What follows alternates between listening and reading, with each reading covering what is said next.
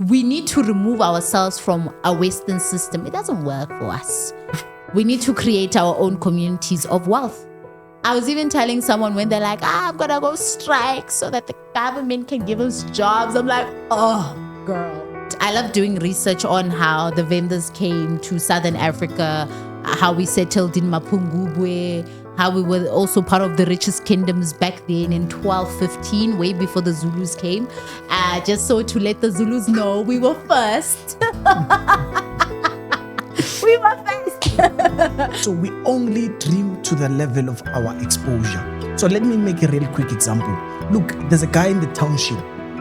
The only dream they have in mind is to own a 3,500 sneaker. There's someone with that dream. I'm telling you, bro. There's someone with a dream to only own expensive clothing. Embody these people that you define as useless or as unsuccessful or as not unprogressive as you would like to. And define them as, I don't want to be like that guy. Yeah. I want to be more than that guy. And try to find out what made that guy to be like that. And then avoid each and every circumstance that can put you into becoming like that guy. And then definitely for sure you might as well turn out to be a real good person and a progressive person. The youth of this country are facing a lot of problems right now. What used to work before doesn't work the same now. And the youth have no platform to go and find answers. This is what this platform aims to solve. This platform called the Youth Playbook. Welcome to the Youth Playbook, the place where we give you the answers to the questions you're asking about success. And in today, we have a guest who kind of embodies that. But before we go to that, let me introduce a new person onto the episode. He's a co-host, someone I've been working with, and is someone who's passionate about personal development for the youth and how they can set up their lives. So that's why I brought him on into the episode. So please welcome Uko onto the podcast. My name is Uko Faye, and I'm a very great teammate of Sebenzile. We've been doing quite a lot of projects so far. Yeah, thank you very much for the invitation to be here. And now we have our guest for today. As you can see, she's clothed in vendor attire. And that's to say, so given with that in mind, she decided to create an AI agent that translates English into Tshivenda and vice versa from Tshivenda to English to make sure that it's not just make sure that people in the rural areas aren't excluded from the opportunities that are here in the urban areas. So that's the first thing. Now, on the second thing, she's the managing director of EdgeBridge, a marketing company that works with a lot of international clients. On the third part, she's the youngest chancellor who's part of the government and working with the government to provide an impact.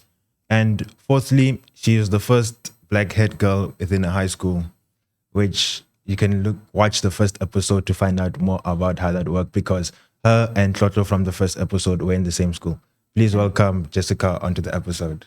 Whoop, whoop. Thank you so much for the nice introduction. I feel blessed to be here, and I'm quite excited to engage with everyone and have a conversation. Thank you.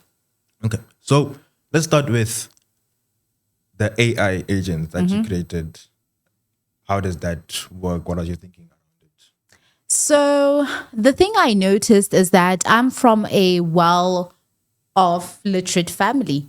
My family members are quite knowledgeable within their expertise, and it's not just limited to westernized literature. So I was just having a conversation with my grandmother when she was still alive, and I was learning a lot about my Tshivenda culture, how one goes about having knowledge on agriculture, but without going to an agricultural school, how one is able to live their life knowing indigenous knowledge and things, but they're not able to enjoy digital products according to the best of their abilities. So I decided then to create an AI agent to help translate English into Tshivenda to ensure that everyone is able to enjoy digital products at the same level. This was also motivated by my sister.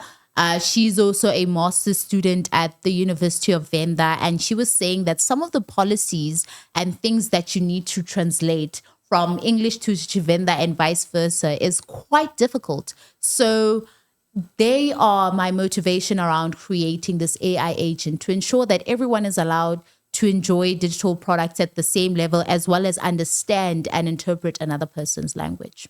So that is the story behind it.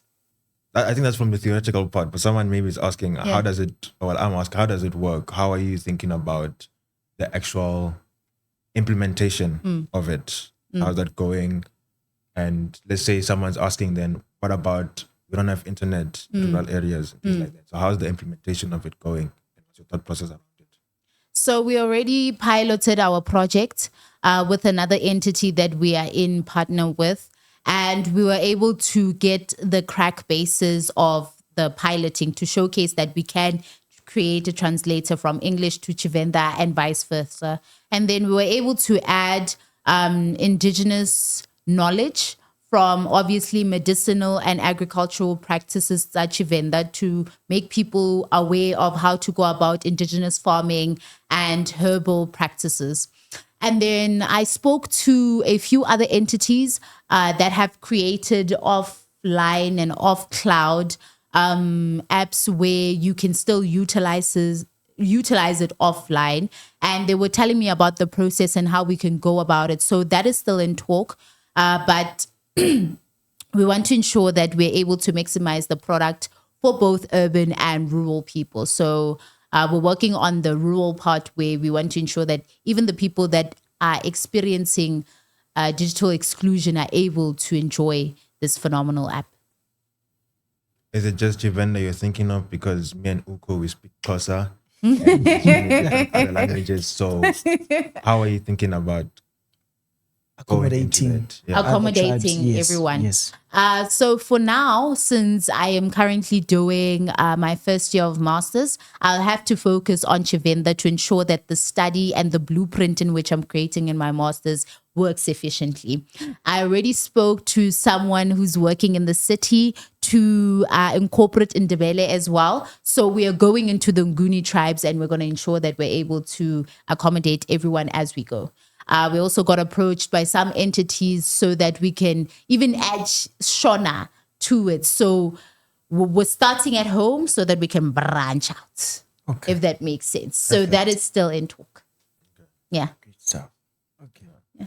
Now I wanted to ask, so let's say now there's someone hearing this episode right now. Yeah. So how can they be able to obtain the AI version? Do you have an app or is it a website? Or how can I be able to utilize it as someone that is?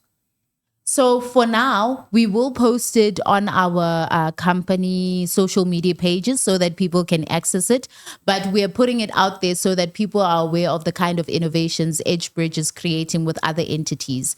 And yeah, we like that we prepare people for what we're creating so that they can let us know on their thoughts and what's happening as well. And so that we can modify any of our projects that we have already created and established. So for now, we will post soon on our social media pages and let people know at the right time.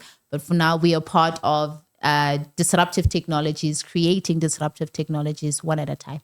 So if I'm right, then this is an EdgeBridge. So EdgeBridge is your. Can you tell us about EdgeBridge? And because you said that, what I'm thinking is then EdgeBridge is your company, and then you had someone come up to help asked for your help with their services, with the idea, and then you partnered with them. Is that how it worked? Yeah. So I was hosting a workshop last year, and my business partner came up to me and said, listen, I am doing engineering.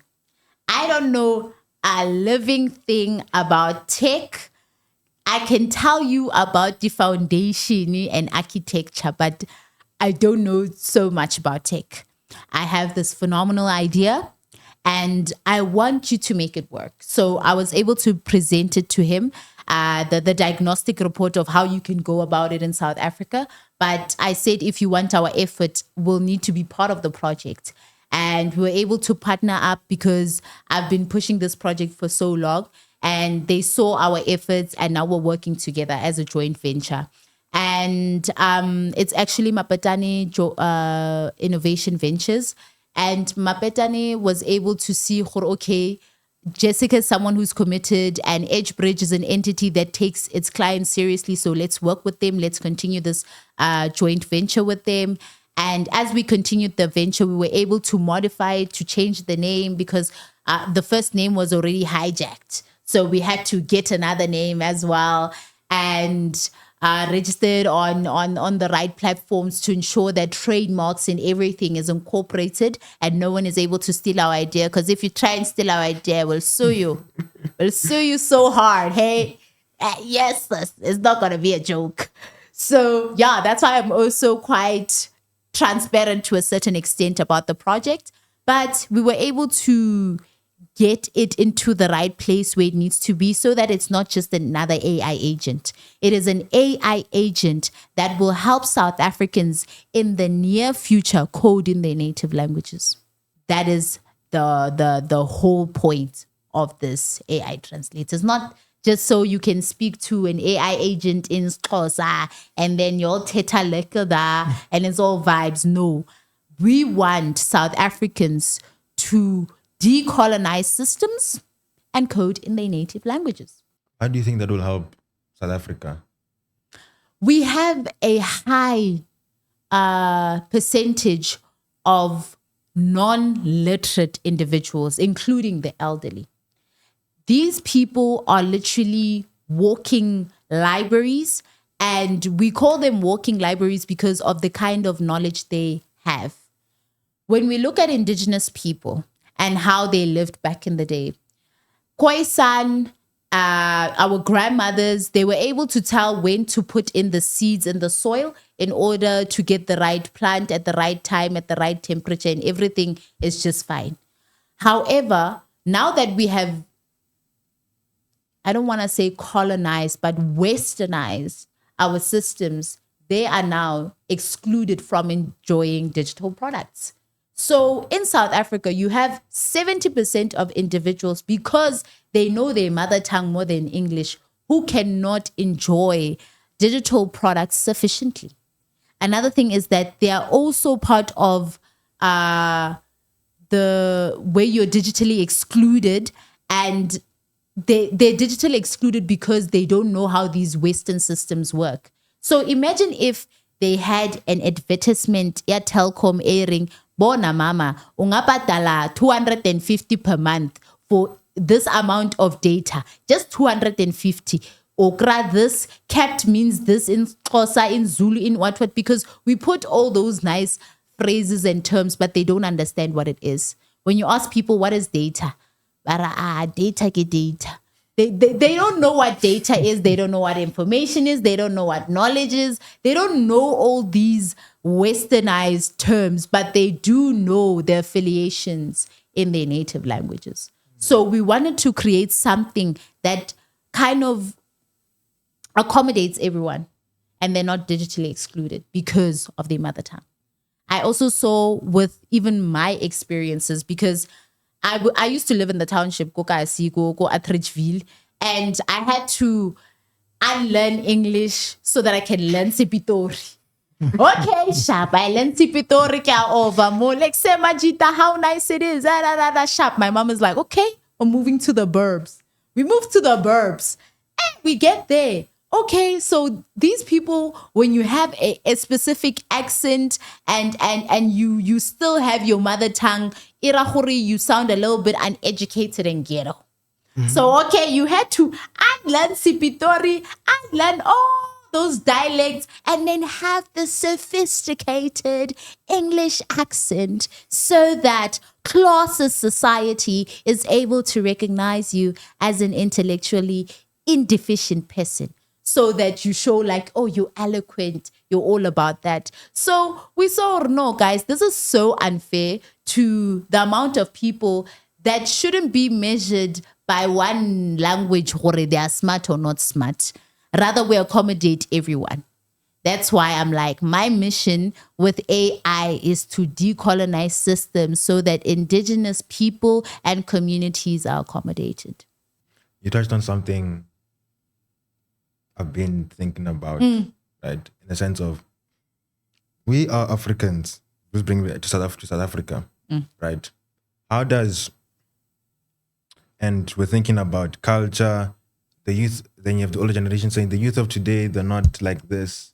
Then youth just also like there's just a gap between the older generation and the youth generation. Like, True. and then I think I was speaking to someone, he said that he can't, let's say the younger generation is now smarter than they're not used to it. So that's another question, but how does someone deal with being South African, like touching on the culture and things, trying to not lose that, but also manage that with being, I think I'll bring it to Uko first. How do you think that someone manages being South African, but looking at the Western world the way that it is? How does someone try to manage and gel with that? No, I think to be quite honest on that, it comes to now the individual capacity. Remember, we can never run away from our cultures because they define us. I mean, if I was born in the Eastern Cape, originally, basically, I'm Xhosa. But let us not let the culture now define us, that you're supposed to be this kind of an individual. You understand? So you have to go abroad and you also have to educate yourself because the world doesn't only circulate around your culture. It goes beyond that. If you want to be known and to gain exposure into enhancing your personal development and your skills, you have to like go above your comfort zone. So you have to go above your culture. And that you might find some kind of discrimination from your culture that, no, Tina, we don't know of this. What are you trying to do, man? I mean, we're comfortable with you only doing as far as this capacity. You cannot go beyond that. So I think we must embrace our culture, but we must not let our culture be the definition of us. So I must not, when I walk into every room, I'm walking as a closer person, but I'm walking as a human being, and I'm able to interact at a very what can I call accommodating sense of relation. Like, as we can be not of the same tribe, but we're the same human being with the same speech. So yeah, that's what I think it's supposed to happen. Oh, should I answer that as well? I totally understand what he said, and I agree as well that how do you now draw a line between your being, your culture, your identity, and the Western world where, okay, colonization has taken its course, its place, it's put systems now, and how do you find that balance? While I feel like at the end of the day, you should be the person that utilizes their choice and freedom of stance to the best of their capabilities. Stand for what you believe in, because if you don't, I don't feel like you get to experience your full capacity of being a human. When you go and interact with people, yes, I'm Venda, but I'm a lot of things too that I cannot list. But beyond just being Venda, I am heartfelt about technology, people, politics, and all these things that make me a human being. But also finding a balance in the Western world is by also kind of defining yourself outside of those spaces as well. A lot of people are comfortable with you just going according to their accord, having their systems control you. But when you are now able to define your space within the society, within this modern space, it kind of makes you an individual. So I'm just saying, be an individual, be yourself, utilize your freedom of choice, and know that you have your power.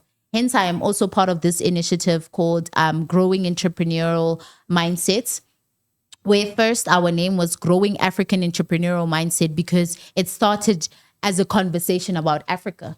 We're like, how can Africans renew their mindset of wealth beyond saying hono huma makua fela, hono huma just the white people are allowed to have privileges and are allowed to be rich? No, you can be rich as a black person. You just have to renew your mindset, and you have to think about those factors that affect black wealth. Obviously, systems that were put into place. I was talking to another colleague of mine when they were telling me about township politics and how it's so deep and it's political.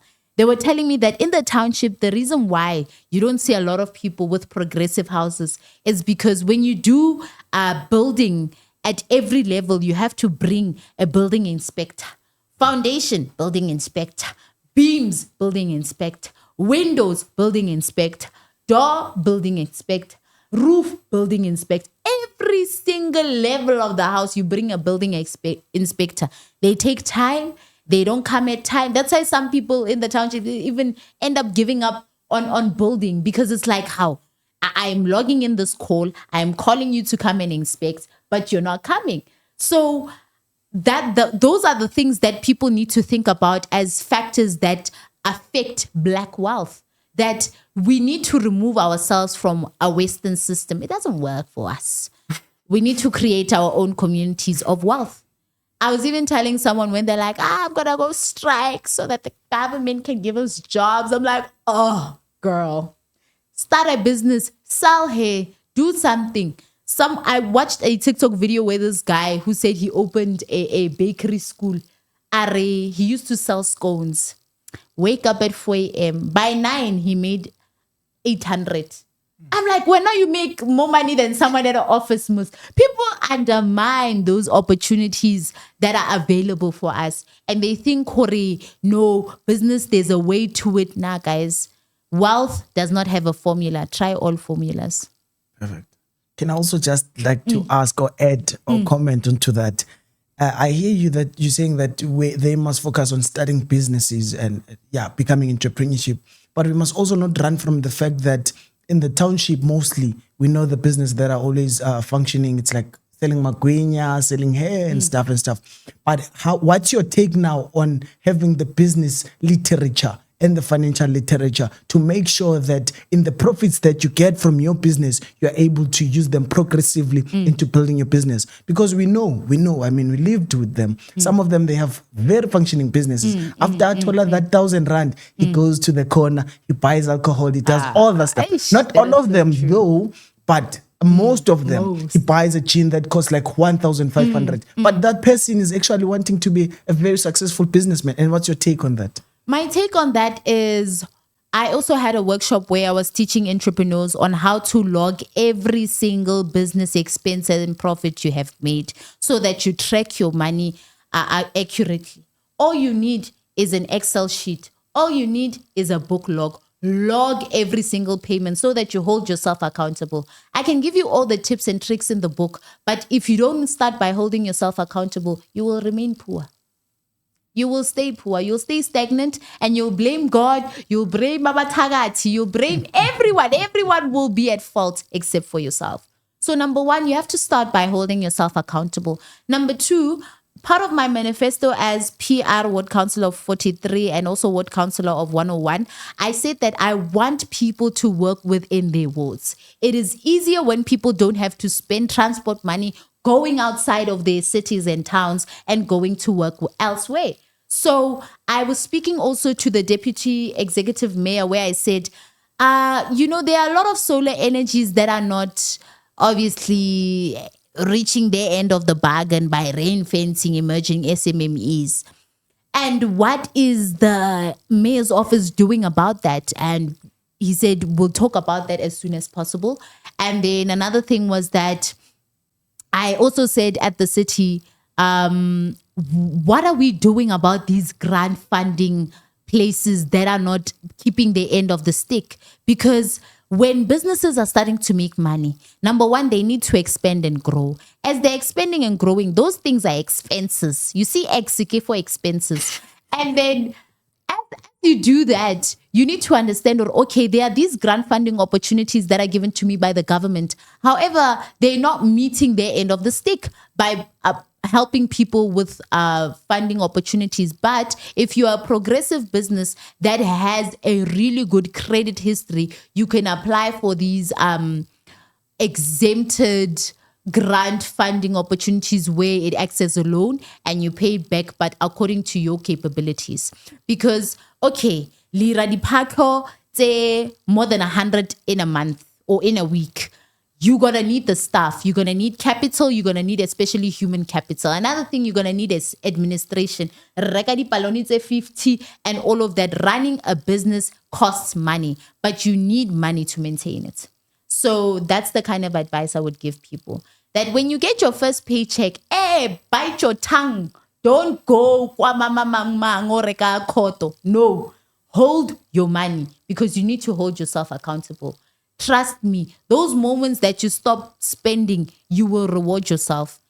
I remember even when I got my first, when I sold out my perfume business, Yasim collection, and I got my first funds. I registered my NPC. I registered my trademarks. I made sure that that 3,000 that I made went into the right places. That's why when people ask me how many businesses I have, I'm like, don't ask me that question. I know, but I know where my money goes. You must invest in yourself. You must invest in your business. Wealth. Oh, wealth is another journey, guys. That if you're not disciplined, you can lose it. Okay. I want to focus on the deeper aspects of what both of you are speaking about. Because if you're speaking on the available opportunities, the grant, what can people do? What can people do this? Anyone can find that anywhere if they want to do it. So you're speaking, and you can get into the weeds of it. That requires another episode. So all of that. But I want to then touch on, I feel like these things connect. So so we have a person, South African, right? They have their culture. They have the Western world that they are trying to figure out. Yeah. They have themselves that they're trying to figure out. Who am I? What type of person? What do I want to do? What type of individual? What impact do I want to make in the world? Right? Then there's that. And then on top of that, how do I make money? How do I survive while I figure it? And I think another thing I've been thinking about is like everyone likes to say mindset. Mindset is the problem. Mindset is the problem. I don't think it's mindset, because if it's mindset, right, you can say that I'm positive about something. Okay, the people like to say growth mindset, right? You can say you can grow, and then this happened to me. You can grow and then try to do different things, learn different things, and you can go out, speak to different people, and so on and so forth. But I wouldn't say it's mindset. There's like something hidden between, where sometimes you might just be scared of attaining success.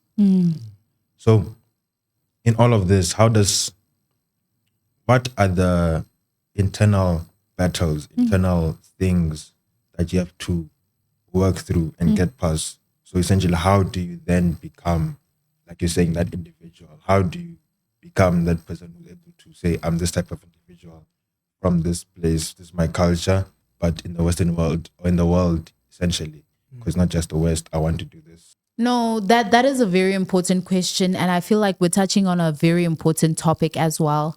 I feel like in order to be that type of person where you configure yourself outside from external pressures, you have to know who you are.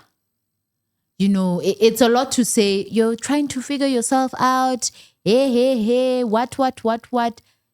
Internal battles, you are able to solve them when you know who you are. What do you stand for? What do you believe in? How are you able to say, okay, these are my limits. This is where I stand?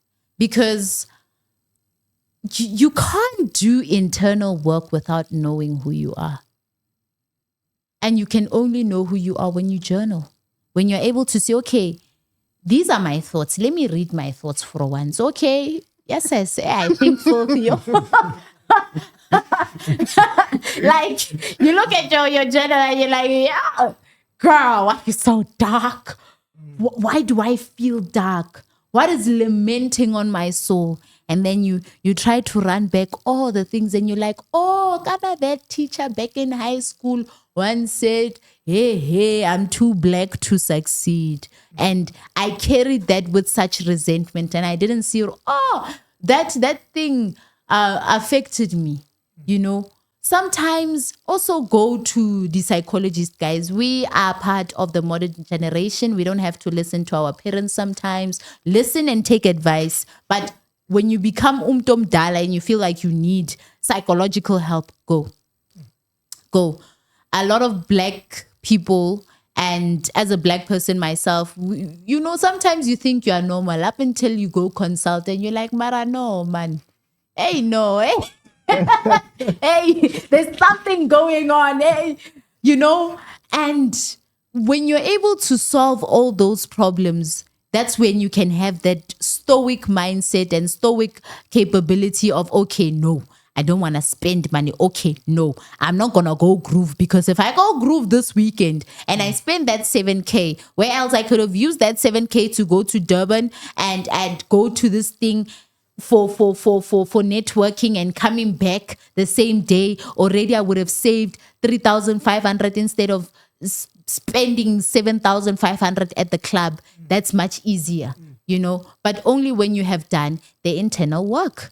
It's easier to do internal work when you know yourself, you have dealt with your issues, and you journal. Journaling is something that people undermine, but once you're able to read your thoughts, you can renew them. Yeah, that's a very great response, actually. Just to elaborate on that comment, I also think your question was very great, man, because I was literally speaking to someone about this particular topic. So I was saying to him that we actually, where we go, we always carry our circumstances. Yeesh. Let's say whatever that is happening at home or whatever that I'm currently facing, it might be financial barriers, it might be the academical failures, it might be the personal background that is not so good. So we usually tend to carry that circumstances. So we think that these things, they always define us. So when I'm having a conversation with Jessica or having a conversation with Sebenzile, I come from that perspective of my circumstance. So if I feel bad about my failures and my home situation, I tend, when I speak to you, I show some kind of an obedience that is more than that I was supposed to be showing actually as a human being. So I'm not interacting at the human nature level, but I'm interacting at my desperation and at the perspective of poverty. And that affects us, bruh. And you're so Literally. real. Yes, that is affects so us. real. So imagine if you are to tell yourself that, yes, I'm broke. Yes, I'm born from a very poor background. Yes, I might be failing at school. Yes, I might not having the money that I need to have.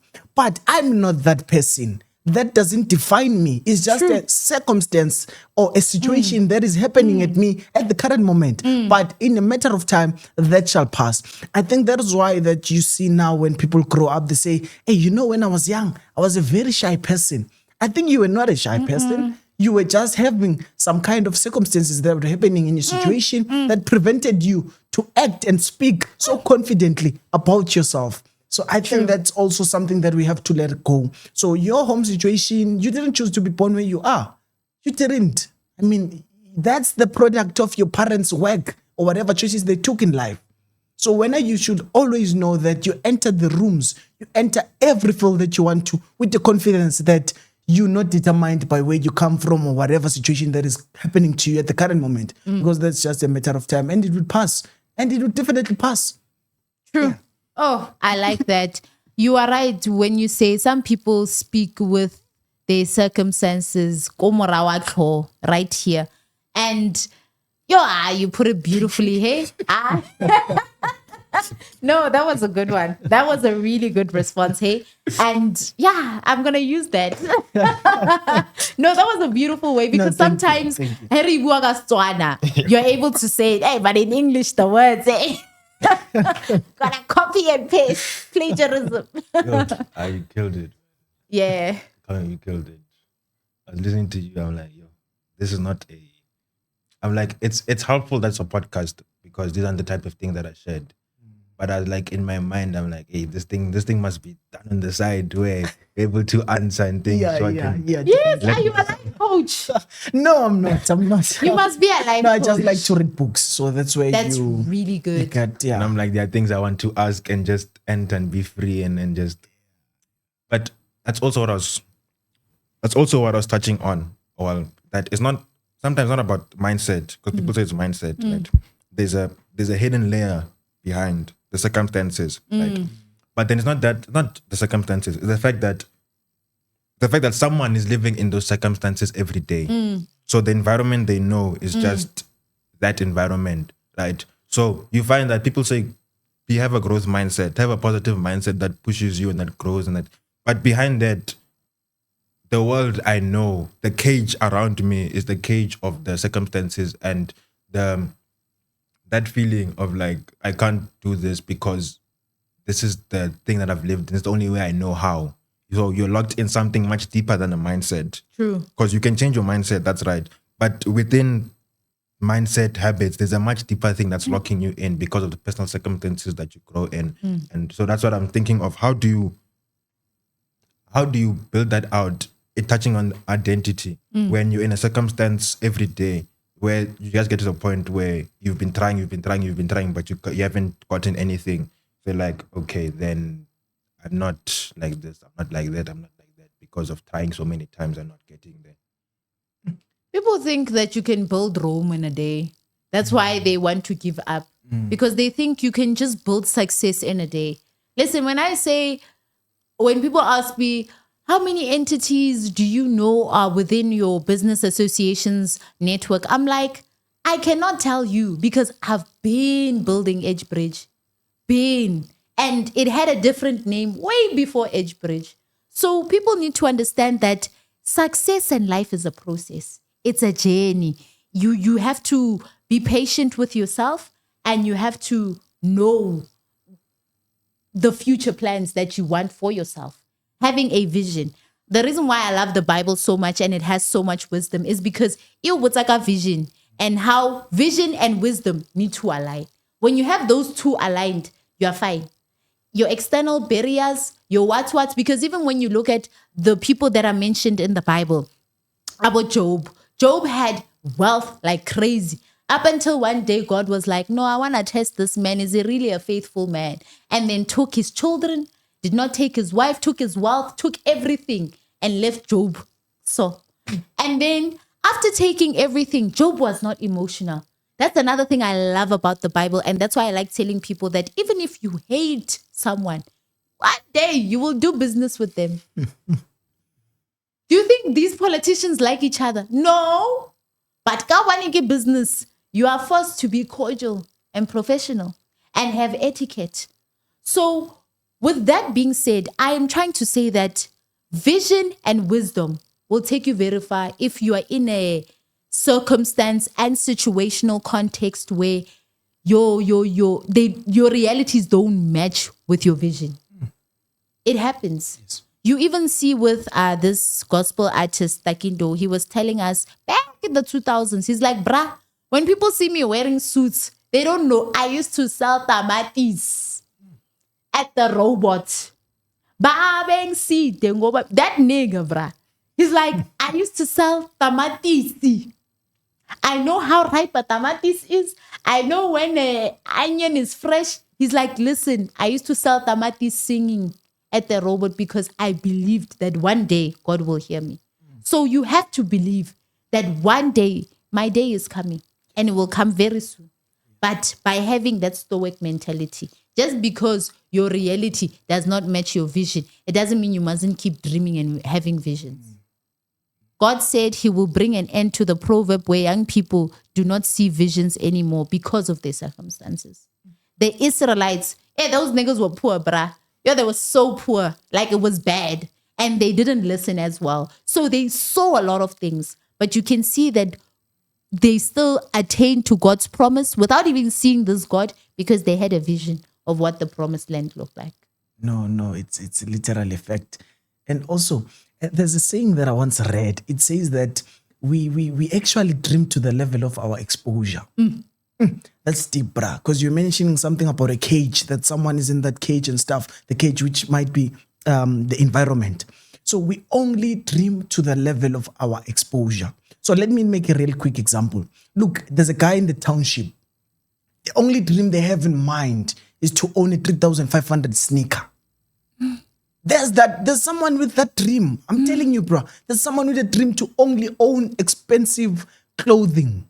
They don't have a dream to become something in life. They think becoming something in life is having those expensive clothes, going to clubs every Saturday, having a nice polo. And that's not wrong, because that's the exposure that they have within their environment. Because there's a guy that is Mudise, went to varsity, found a good job, bought a polo, started now to, you get that stuff. Oh, they call them makutsumela, some of them. Yeah, so you want that life. That's the dream that you have. You only dream to the level of exposure.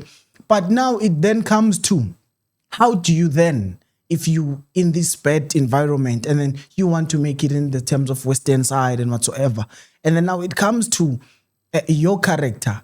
I mean, it also comes to your alertness, your instincts of, okay, I see this is how we live at home. I see this is the environment where I grow up. Now turn that negativity into working for you. How do you do that? So embody these people that you define as useless or as unsuccessful or as not unprogressive as you would like to. And define them as, I don't want to be like that guy. Yeah. I want to be more than that guy. And try to find out what made that guy to be like that. And then avoid each and every circumstance that can put you into becoming like that guy. And then definitely for sure, you might as well turn out to be a real good person and a progressive person. Real. Yeah. Just remembered something on there's, I think it's Dr. Jordan Peterson. He said that the first thing you do when figuring out your life is to pick the life you want to run away from. So, or it's rather, pain is a greater motivator than pleasure. So in that you're picking then the life you want to run away from over, then as an added bonus, then the life you want to run towards, which is then having the vision. How do you guys then tackle, this happened to me when I was setting up, even before setting up this podcast, because I was on Anchors, which is what I'm working with for Youth Playbook. And then I came to this that I'm starting now. How do you guys think of then the mindset that when you look at another black person, you think they're not smart, you think they're not intelligent? How do you guys, because that just happened to me where because of the Western, because of TV and so on, you think those are the guys that are smart over people, black people, essentially. And then as I might get, but also when you look at TV, politicians and what, you see something, there's always like, Yeah.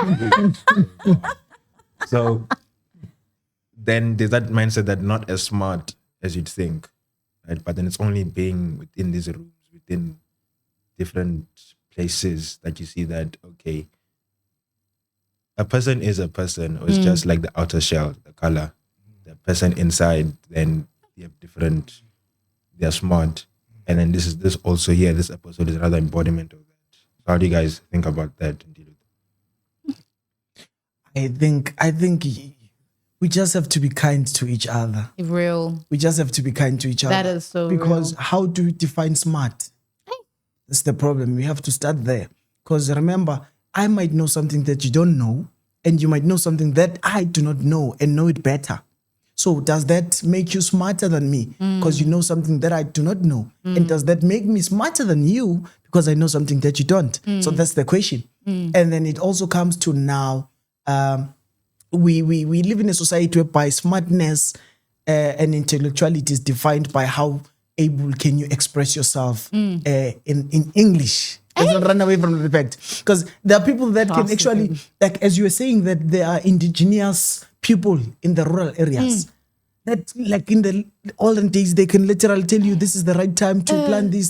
That's actually being smart. That's genius. Yes, but that person now will be defined as if they're not smart enough because they can express that into clearly way in English form.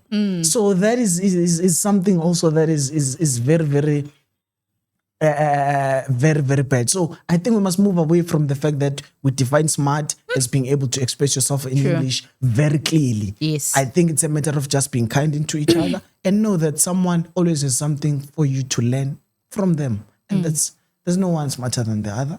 I don't believe into that. It's just a matter of one being able to express themselves fully than the other one. No, that is so real. You said it so beautifully. Even as black people, we have classism within ourselves. Where I went to like a word technische school and someone went to like a Curo, they'll be like, but you went to a technisch school. You know, I went to Curo. And it's like, Shem, you think you're better. We went to the same university. Hello. So it's just one of those things where there's levels to undermining one another. it's classism, it's I'm better than you. It's all of these factors that show intellectual deficiency, which is indeed stupidity. First of all, in order to be a true African, you know that you need to respect. That's how we defined smartness, by respect, your level of respect, how you respect people. You understand? So Western worlds now came with their own systems where they're like, the more eloquent you are, the more you know about all of this, it makes you smart. No, guys, you are most definitely right. We need to be kinder to one another. Just because people have an accent in which they experience or express themselves in English, it doesn't mean that we need to now dumbfound their ability to say whatever they wanted to say. And even their intellectual capabilities, it shouldn't be seen by school or anything. Someone could have a PhD or 16 PhDs and still be a dumb person. That's why I'm like, the way I would go about identifying whether or not someone is smart is through respect and morality. That's when I'll know you're very smart. Because I'm just so sad that the Western world has cut African spirituality, not in a maglozi or any type of way. No. Ubuntu. That's how we measured intelligence. Kabutu. But now we are where we are. So yeah, let's just be kind with one another. Intelligence is seen in different perspectives, and I feel like it should be given different contexts. Or okay, to crime intelligence, you are intelligent. To this, you are intelligent. Because now if we are looking at a whole intelligence system, it's not gonna work. Unfortunately, even in information, you can't categorize data in the same categories. So what I'm hearing is that the way we can think about ourselves as people in general across the spectrum, however old you are, is that each person is their own individual, but individual in the sense that they have their own soul. And what that means is that soul has its own thing that it wants to bring out in the world. With that, as Africans, our soul is connected to Africa and spirituality and where we come from. So we should not forget that. But with the Western world, for you to live and survive, you need to understand how it works and bring out your soul or what's hidden within your soul into the world. Yes, perfect. Exactly that. Because I was just doing some research on systems, and I love doing research on how the vendors came to Southern Africa, how we settled in Mapungubwe, how we were also part of the richest kingdoms back then in 1215, way before the Zulus came. Just so to let the Zulus know, we were first. We were first. So, yeah, I like doing some research just so we can understand. When people say, oh, white people came with religion. Oh, they came with modernization. First of all, our kingdoms were running way before them. The Mapungubwe kingdom was running 4,000 years before Aboyan van Riebeeck came. And even when they came, we had Vendaland, the country. So we didn't need Western systems. It's just that someone betrayed someone, and then now we have them within our capabilities. I remember when I was speaking to a friend, they are from Muruleng, and they were letting me know that Muruleng was one, or Buputatswana, before it was Northwest and Northern Cape and all these other parts. Buputatswana was one progressive country that had its first airport in South Africa.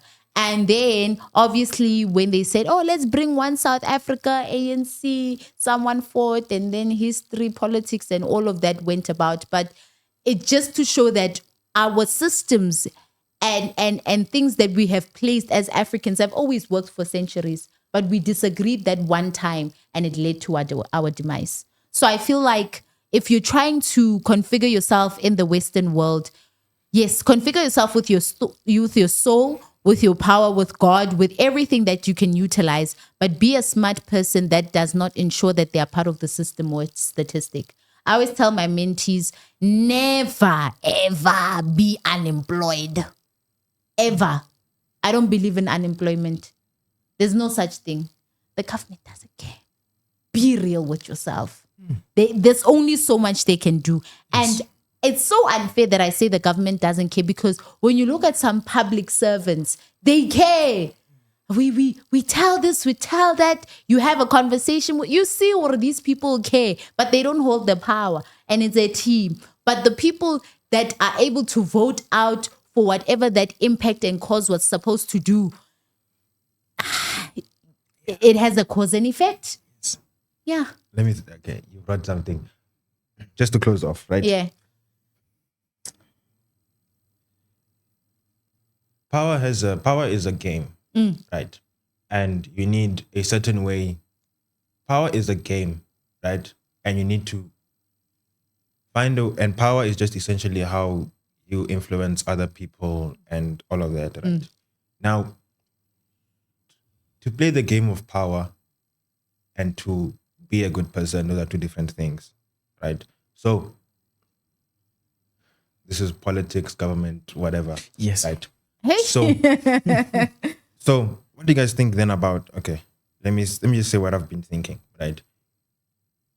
As a person, if I want to become powerful, I don't have to be a good person. I don't have to be, if I'm ambitious and I have to desire to become powerful, I learn how to play the game of power and I get into that position and play the game of public perception, because that's another game. How do I speak properly? You can be a good person, you can be intelligent, but chances are the more intelligent you are and the harder it's going to be for you to speak to other people, right? So regardless of how intelligent I am or how much of a good person I am, if I know how to play the game of power, I can be in power, right? So what do you guys think then?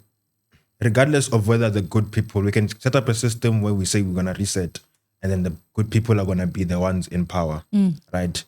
At the end of the day, the people who are most likely to learn about power are people who want power, and they may not necessarily be good people. So how do you then, or what do you guys think about that? Sure. That one is a tricky one. It's a very tricky one, because good people, okay, bad people, okay. I think Because okay, my main thing is that good people, you know, like when you're growing up and then you're like, you should be a good person, treat everyone kindly, do what you need to do, do what you need to do. Give back. Yeah. Yes. But then, so you don't have to have, so most of the time it's not a grand ambition. But say I'm a person who wants desire. I'm a person who wants power. I have the desire and ambition to do it. I'm looking at the game. I'm like, okay, that's the main play. That's player number one. I didn't forget about everyone else. That's number one. I need to go to him. I get on his good side. I'm in this position. Yes. And then once I'm in that position, I look at the room. I'm like, okay, that person is the one. I speak to him. I'm in. And then once people come and say, no, we don't want this. We don't want this. Now you understand that. Now then you start to understand public perception and public speaking. I think also why public speaking is important. Yes. You understand how to be a public speaker. Yes. Like you don't need to be intelligent, you just need to be able to manage public perception, which is from a public. I don't have to be good. Yes. Just that when I'm appearing on camera, when I'm appearing, when people know me, when people see me, I just manage that and be able to manage public perception. So I don't need to be a good person. I need to know who is the most important. The games of power, who's the most important influential person. Number two, who is public perception, so that when I can sway, then I'm liked. But then behind closed doors, I'm doing other things. Another different story. So that's what I mean then by good people And bad people. Okay. Now, let's be honest. Everyone that is in power, if they say they never wanted to be, they're actually telling a different story. There's no way. There is literally no way. True. You are intentional, but by getting into power. It might be for your different views. Maybe you just want to change the environment by using your goodness as a person. you wanted to be in that position so that you can do some fixtures. But in order for you to be in power, you have to be intentional. As you were saying, that you have to speak to a certain individual, you have to act according to a way that will make that certain individual be attracted to you, those kind of things. There's books in power. There's a book by Robert called 48 Powers, Laws of Powers. So also reading that, you get to learn more about how to attain power, how to keep in power. And power is a nice thing to have, but to let go, it's a very, very, very unfortunate thing. It can happen. That is why you get into, when we look into the side of taxi industry, people that are in power, when they get out of power, they have to kill in order to maintain being in power. It's not inclusive to this conversation, but I'm just making an example of how power can make you be so cruel. So you have to be intentional to be in power, but it's more easier when you already have the characteristics of being someone that is able to be in power. Like, you have to consist of leadership characteristics so that we do not question your existence into this power, responsibility, or role. Yeah. So that's my take on power. That is so true. And I agree with what you said, because if we look at it realistically, at how the power play plays or goes about deployment in our country, I was watching the Winnie Madikizela Mandela documentary. And we also, Mom Winnie had really, really good intentions. Something happened. Miscommunication. Somewhere down the line, the whole death of Stompy and what was said. Hore, listen, Umama Winnie was someone who protected, who strived for the community. But when she saw you with a white cop, or she was given the wrong information that you're a mpimpi, well, you had to be dealt with because of that time. And it's that power, Yaore. When do I have the power to do good and bad? And it's just one of those things that you just, yet again, have to sit with as an individual and be like, okay, am I willing to spill blood with my power? Me, I know I'll be that type of politician that won't be involved in this scam, in running that, because I'm too educated. Number one, I read every single document. And if something does not work on my behalf, I leave. And with that being said, I won't be the type of politician that will be found in greed scams, because number one, I'm not from poverty. Me, God loves me, guys. Sorry, I'm not from poverty. I thank the Lord Almighty for giving me everything that I have. And another thing is that I have morale. I lead with impact and influence. And I'm also a Christian. That also plays a role. If God was to see me right now, utilizing the power and the strength that He has given me to kill and do bad, am I gonna sleep at night? Will I dream? So it's just one of those things where I feel like people do make the decisions when to do good and bad, but some circumstances draw the gray line, in a sense, considering other political affiliations. Even now, our colleague in Bosa, they were removed. Not removed. They were killed brutally because they were campaigning in Cape Town, a place where other people and the gang members are campaigning. So they're like, well, Tina, we have the power to eliminate you. So they utilize their power wrong, and they were not supposed to do that. The people that have taken it upon themselves to kill another man because he's involved with another party, be for real. Utilize your power with authority and with grace. So I feel like power, it depends on the type of person that you are, number one. Number two, morality also does play into how you utilize your power. Am I going to be a good person or bad person? That's when you decide. And number three, if you're going to allow bad things to overtake you, don't be shocked when bad things are coming into your power, if that makes sense. What do you guys think then about, let me say what I'm thinking, and then so let's say we have a corrupt system, right? Where we have a corrupt system, and then as you're going through it, you need to speak to certain people in order to advance in that thing, right? But what happens then in a situation where then you're looking at the people to grow in order to go up, to get a certain level. Then you become before you entered, you had good intentions, but then as you go through the system of power, you then become, best way is institutionalized, but then you then become caged within the mindset of the people within that organization. And this is actually not just a political thing, but it's actually a school thing, because it happens in varsity. Then you become caged within requiring a job and becoming locked into that. But then back to the power. Before you entered the system, you had good intentions, but then as you learn, as you grow, you can have good intentions, but you still need to learn the game and how the game works. So before you had good intentions and you got into the game, but then through your interactions, through seeing what do I need to do to win, what do I need to do to survive, you then become locked in. And the only way you know is just this path, or how you survived over the intentions you had, because your intentions may not be well, or you might have intentions, but they were theoretical and they're not practical for the system that is created. So do you think, let me just say, what do you guys think about it?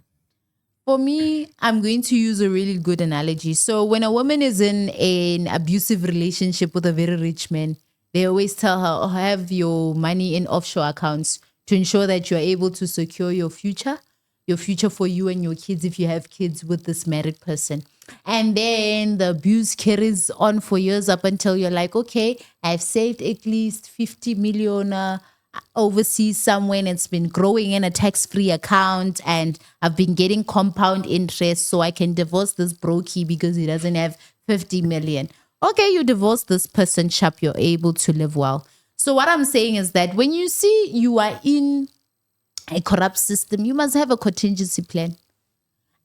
For me, Edge Bridge was my contingency plan when I saw, okay, employee rights are only limited to CCMA and these internships where they take advantage of students, and some learnerships that are not orchestrated quite well.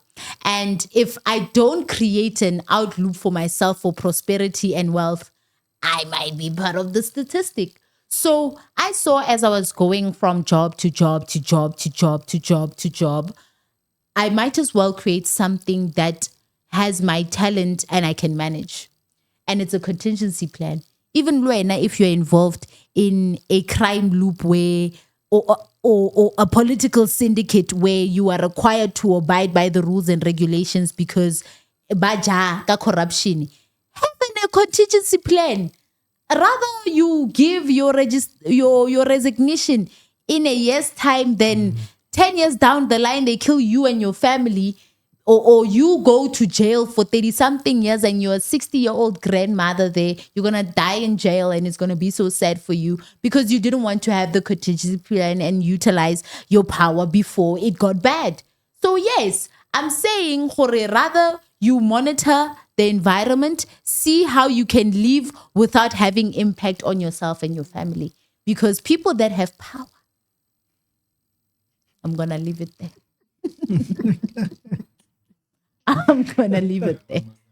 Okay, so yeah, as you were saying that, how do you not change when the environment now, because there's a time whereby when you're in power, it comes to now, it's either you if you can't beat them, you have to join them. Okay, but it's not a matter of changing. Yes. It's a matter of, I think, touching on, when you're young, you naturally have aspirations to change the world. Yes.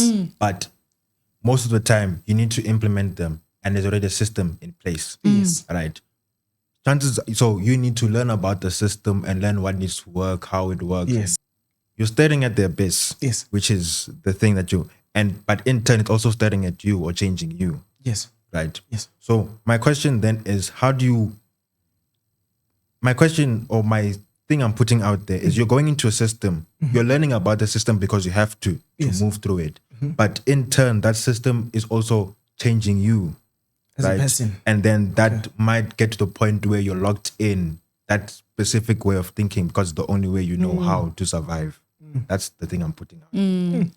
A very deep question. It's It tricky. is. It's very It tricky. is. It's very tricky. Because if you're locked in now, you can't recognize whether And this now. is, and sure, we're touching on political, but it's not just political. Yeah, it's life. Varsity is there. Everything.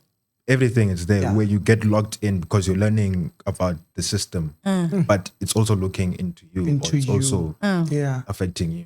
Yeah.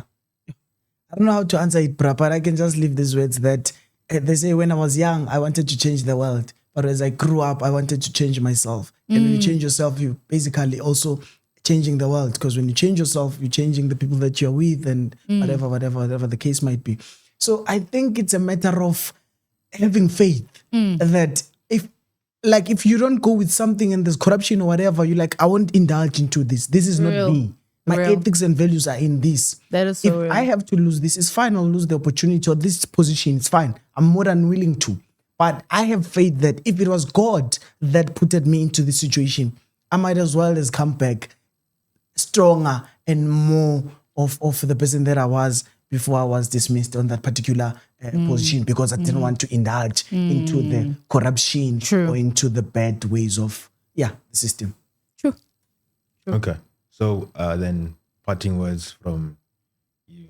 What are you, given that everything that has happened in the episode and what we've spoken about? Yes. Parting words. Yes, my parting words are that it was such a very thoughtful honor to be here and having this wonderful guest, Sis Jessica, and also you, my guy. I've learned a lot. Definitely, I've learned a lot. Sometimes you don't learn by what someone is saying, but you can just see the actions, how they interact with you too. And you learn from those things. Yes. I mean, those are some kind of character traits. So I've learned that we must not let our cultures define us, but we must embrace our cultures. Yes. I've learned that leadership and power, it's something that you get intentionally.